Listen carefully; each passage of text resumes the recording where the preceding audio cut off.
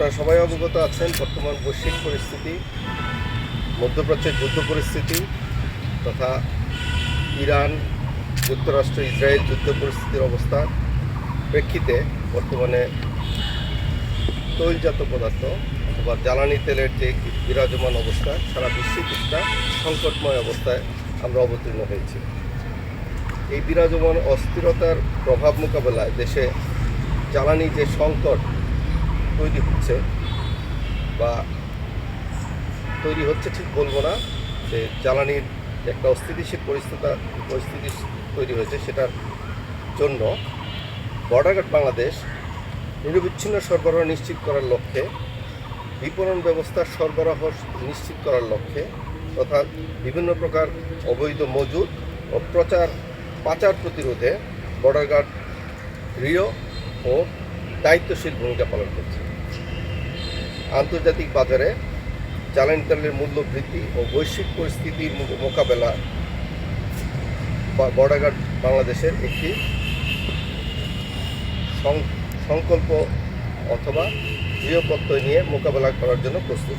সেই প্রেক্ষাপটে বিজিবি সদস্য নিরবচ্ছিন্নভাবে বিভিন্ন প্রকার টহল, তল্লাশি ও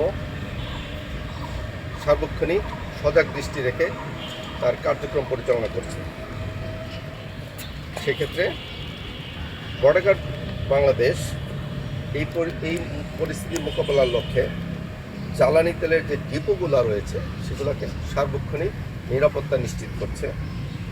ডিপো হতে ফিলিং স্টেশন পর্যন্ত জ্বালানি তেলের সার্বক্ষণিক সরবরাহ নিশ্চিতকরণের লক্ষ্যে কাজ করে যাচ্ছে এবং সীমান্ত ও নৌপথে পার্শ্ববর্তী দেশে যেন কোনো প্রকার পাচার না হয় সেটা নিশ্চিত করছে।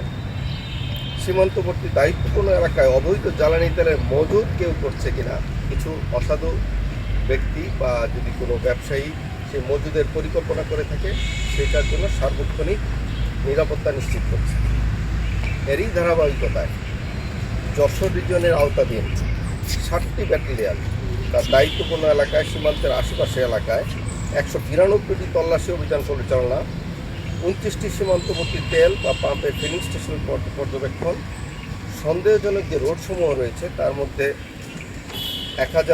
1936টি তল্লাশি ও মোবাইল টহল পরিচালনা করে আসছে।